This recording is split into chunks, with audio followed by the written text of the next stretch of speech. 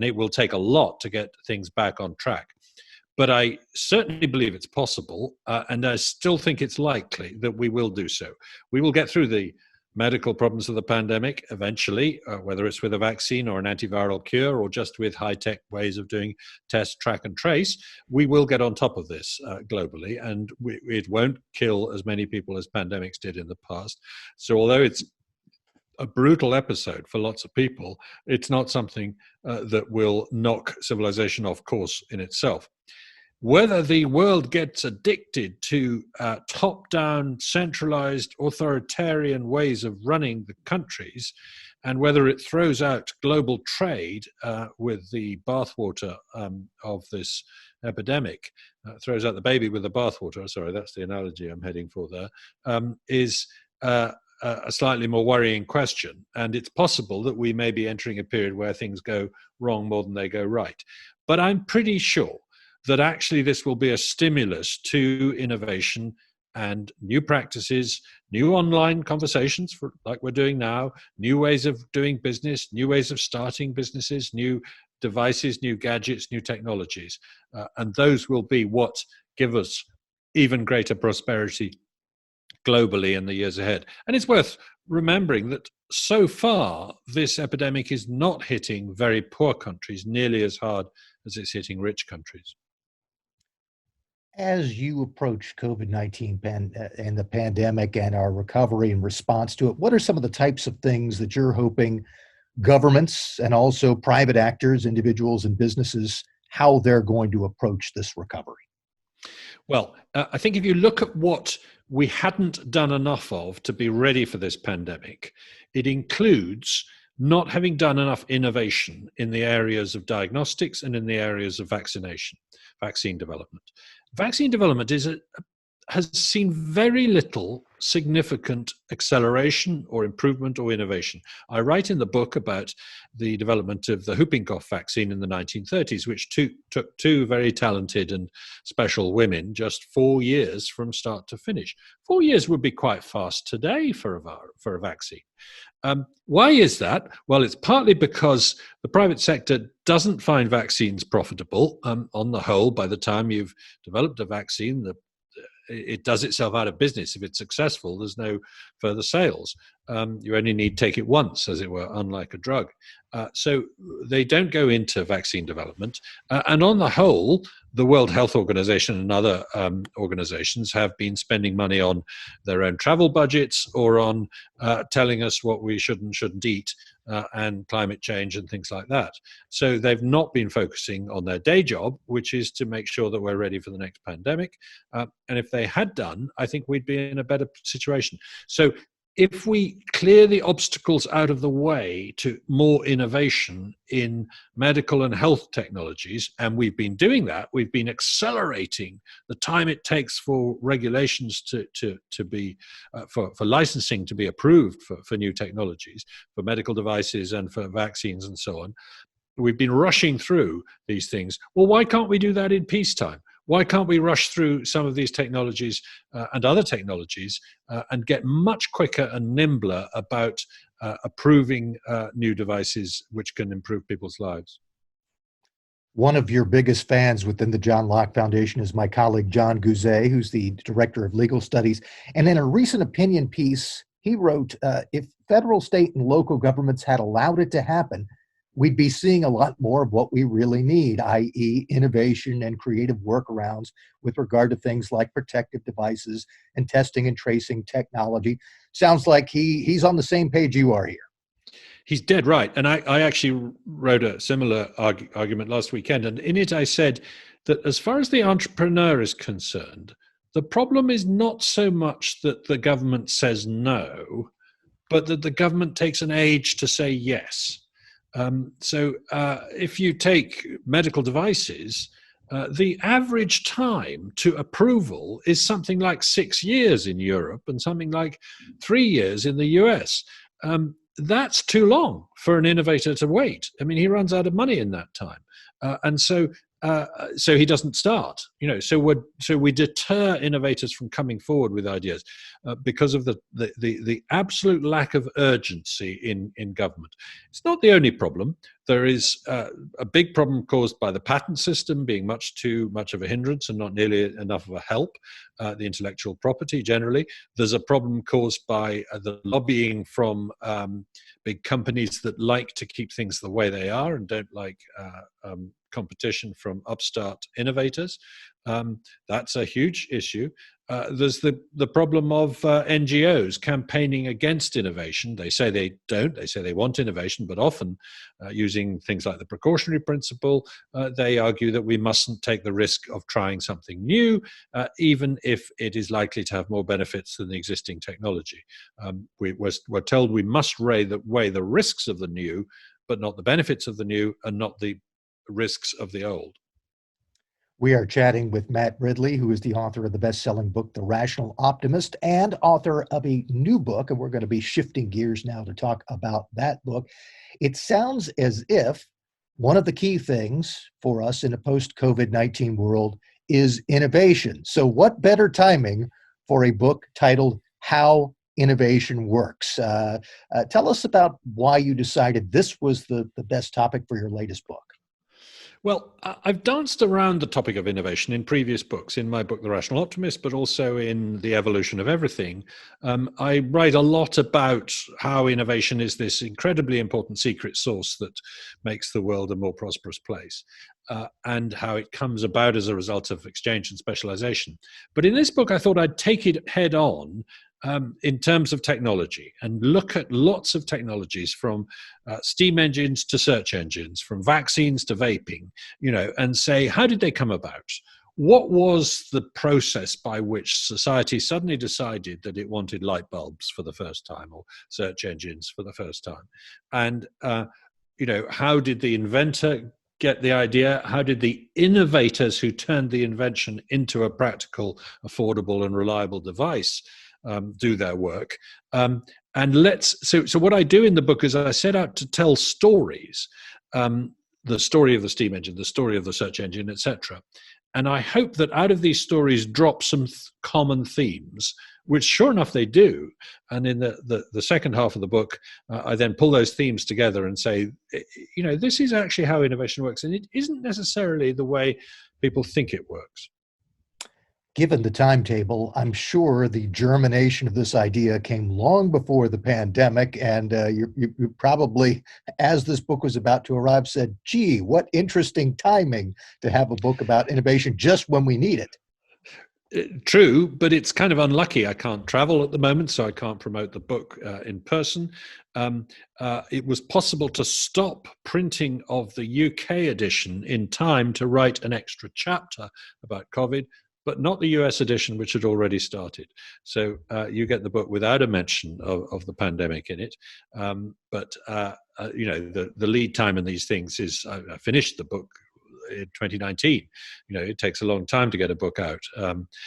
But I do think that it rams home my message that we need more innovation, not less, and that we're living through a period of sluggish innovation, actually. Everybody thinks innovation's speeding up, but I don't think that's true. It's true in the case of digital technologies, but I don't think it's true in physical ones. If you think about transport and the speed of transport, it's got slower in my lifetime. We fly across the Atlantic in 747s, a plane that entered service in 1969. And one of the things that I wanted to point to that you make a key point of in your book is that no other species experiences innovation, and we as a species really haven't seen a whole lot of innovation until a few centuries ago. What changed, and why have we gotten more sluggish, do you think? Yeah, this is a really interesting question. And there are occasional examples of new cultural habits developing in crows or chimpanzees or something like that, but they're never cumulative. You don't get a sort of a takeoff into crows building skyscrapers or aeroplanes. So something's different about human beings in that respect.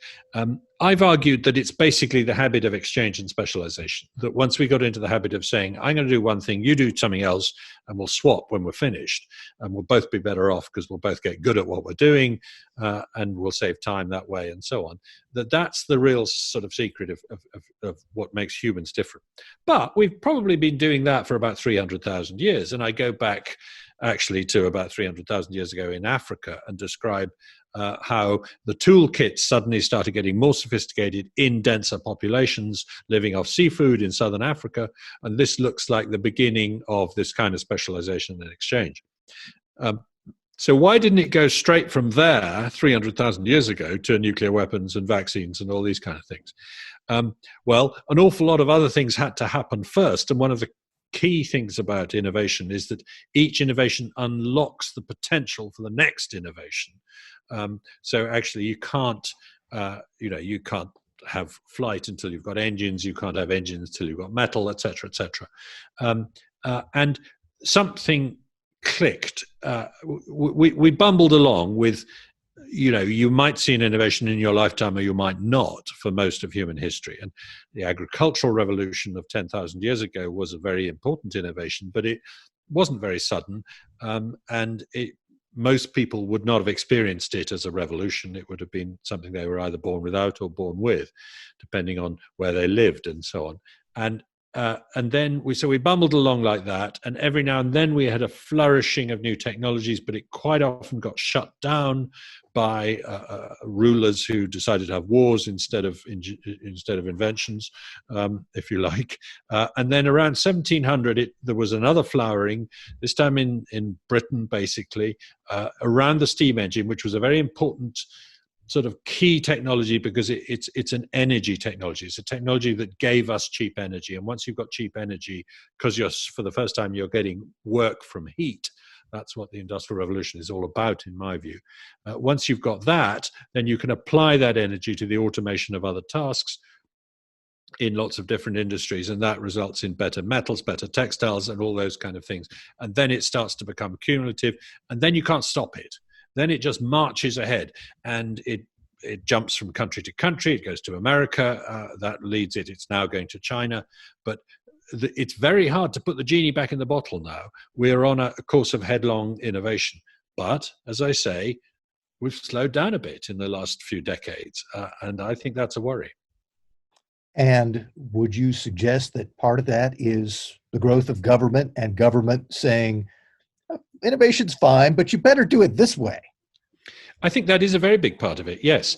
Government trying to pick winners and picking losers instead, because losers are good at picking government, even if government's not good at picking winners. Also, government trying to specify in advance what you can and can't do. So if you take the nuclear power industry, for example, it's been incapable of innovation for the last 50 years, basically. It's still building the kinds of reactors we came up with in the 60s and 70s. Why is that? Basically, it's because the process of licensing a design for a nuclear reactor is so expensive and so time-consuming, many years and many hundreds of millions of dollars, that and it specifies in advance exactly where every nut and bolt is going to be. And as a result, you can't change your mind, you can't learn from the experience, and you play safe, you use an old design, and you don't change your design halfway through to take into account a new concept that's come along. So we've cut that technology off from the process of trial and error by which we've shown in the past innovators like Edison and other people have always been able to learn. And that, I think, is crucial to understand that this is not a process of intelligent design. It's not a process where some clever person foresees exactly how something should be designed. It's a process of trial and error, lots of people contributing, lots of different ideas, half of which don't work, more than half of which don't work, and you end up with something that does work. Imagine if Jeff Bezos had been told in the 1990s, yes, you can start an online company, but like a nuclear power plant, you must tell us exactly which software you're going to use, how you're going to fulfill orders in 10 years' time. He wouldn't have been able to invent half the things that he did because an awful lot of them came about as a result of mistakes and blunders and dead ends and ideas that came from unexpected directions and so on. So that's the process that we've been rather preventing happening in too many industries. The title of the book is How Innovation Works, but I want to point to one thing you write about it, and that is the striking thing about innovation is how mysterious it still is. So even though you tell us in the title you're going to tell us how innovation works, we still have some mystery about how it works. Yes, I think it's. I don't think we've cracked it at all. I mean, this is my first attempt at, or one of my early attempts at cracking this problem, and I think I've made some progress in understanding how innovation works. But when you think about it, it's for a long time economists assumed that innovation just arrives like manna from heaven in the economy, and they put it as an exogenous factor in their equations. This thing happens plus innovation. Right, but why? Who's doing it? Why is it happening in California and not in Uzbekistan or somewhere? Do we really know that? Well, we have some ideas. We think it's important that people are mixing and meeting other people. We think it tends to happen in prosperous places. We think it tends to happen where people have a degree of freedom so they can experiment with things. All of these are important, but we can't sit down and say, if you want to be an innovative place in the world, these are the policies you should adopt. Indeed, I think we quite often adopt policies for innovation that are actually bad for innovation. The example I would give is the strengthening of the patent system and the copyright system in the last few decades. I think that has hindered rather than helped innovation, and on the whole got in the way. And we should be going around buying out patents. We should be going out dangling prizes in front of innovators rather than patents, because that doesn't specify how they're going to get there. So there's a lot of mystery still. It's this incredibly important process that is absolutely central to our lives. But unlike, say, how to grow food, it's not immediately obvious what the right recipe is. Turning back to the initial topic, then, I'm guessing you would hope that all policymakers and innovators and business leaders would read a copy of How Innovation Works and get some ideas. But if they only have time for the Cliff Notes version, what would you tell them is a central lesson that they ought to apply to the post-COVID-19 pandemic world that you spell out over the course of several hundred pages? Right. Well, it's always difficult to boil your argument down to a Cliff Notes version, but I would say that innovation is not the same as invention. That coming up with a prototype is only a small part of the battle. You then have to develop a way of making it reliable and affordable and so on. And actually, all the great innovators, people like Edison, really understood that. They understood that a big part of the work is developing something to the point where people actually want to go out and buy it. There's a nice story that Charles Townes, the editor, the inventor of the laser, used to tell about a beaver and a rabbit looking at the Hoover Dam. And the beaver is saying, no, I didn't build it, but it's based on an idea of mine. And there's a lot of people going around saying, well, based on an idea. Yeah, but you still need to do a lot of work to make it happen. So that's important. Trial and error is important. Again and again, I say it's really important to not expect to get it right first time. You need to try lots of different things. It's a team sport, not an individual pursuit. People who lock themselves away in one room saying, I'm not going to tell anyone, I'm doing this in secret, they don't succeed. It's the Wright brothers were constantly picking other people's brains, corresponding with people who'd built gliders and so on, whereas Samuel Langley, who built a dud airplane around the same time with a lot of government money, kept his whole project secret. So communicate with other people. That's really important. It's a sort of bottom-up evolutionary phenomenon. There's an inevitability about it, an inexorability about it. 21 different people invented the light bulb in the same decade, and that led to furious priority disputes and patent disputes and so on. But actually, that's a natural process. If you think about it, the search engine was obvious once we'd invented the internet. You didn't need Sergey Brin to meet Larry Page for there to be search engines on the planet. Somebody was going to invent them. And yet, at the same time, that's looking backwards and seeing how obvious it was. Looking forwards, it's nothing like as predictable.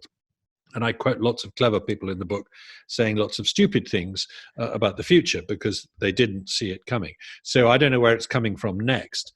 And serendipity is a really important part of innovation. That is to say, ideas coming from unexpected directions. Well, one could say that it's serendipity that just at the time that we need more innovation in our world, there's a new book.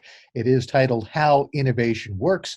Its author is Matt Ridley. You probably remember him as the author of other bestsellers, including The Rational Optimist. Thanks so much for taking time with us on Headlock. Mitch, it's been really enjoyable talking to you. Thank you.